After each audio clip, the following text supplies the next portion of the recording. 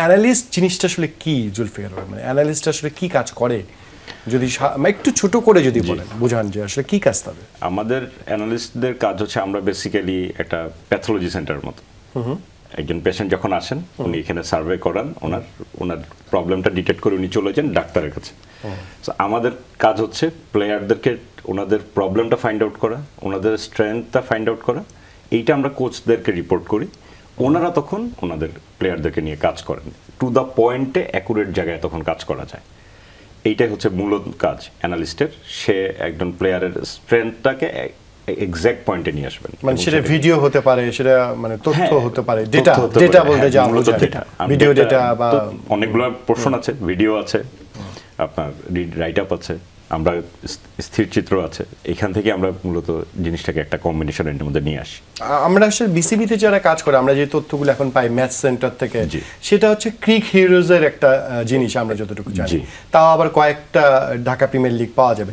ক্রিক হিরোজের থেকে তথ্যতে তারা বাংলাদেশের কেউ কাজ করে না, তার মানে তথ্যগুলো বাংলাদেশের কারো কাছে নেই ঢাকা প্রিমিয়ার লিগে কি হচ্ছে, কে কি রান করছে না, এই ধরনের কোনো আমরা এখন পর্যন্ত পাই নাই। যেটা ডেটা সেন্টার হয়তো আমাদের ক্রিকেট বোর্ডের নিজস্ব ডেটা সেন্টার আছে, আমাদের প্লেয়ারদের যারা ন্যাশনাল স্কোয়াডে খেলছেন, যারা আন্ডার 19-এ খেলছেন বা এই টিমে খেলছেন, হাই পারফরমেন্স টিমে খেলছেন, ওনাদের ডেটাটা আছে।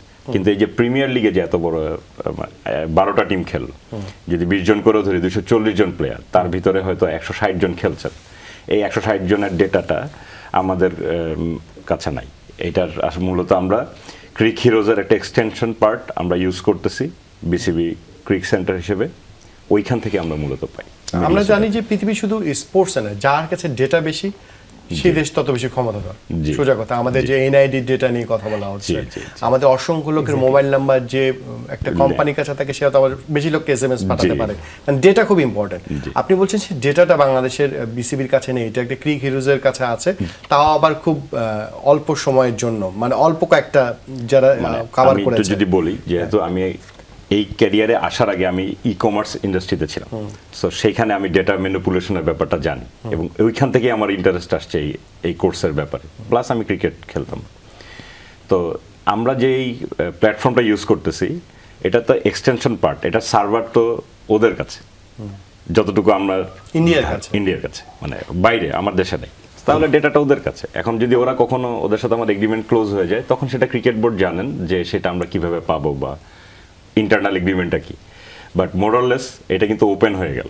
আমার দেশের সবচেয়ে বড় অস্ত্র, আমার আপকামিং জেনারেশন যারা খেলবেন বাংলাদেশ টিমে আজকে থেকে 5 বছর পরে, সে ছেলেটাই কিন্তু প্রিমিয়ার লিগে খেলছে, তার স্ট্যান্ড অ্যান্ড উইক পয়েন্ট আগামী 5 বছর ধরে এদের কাছেই থাকবে।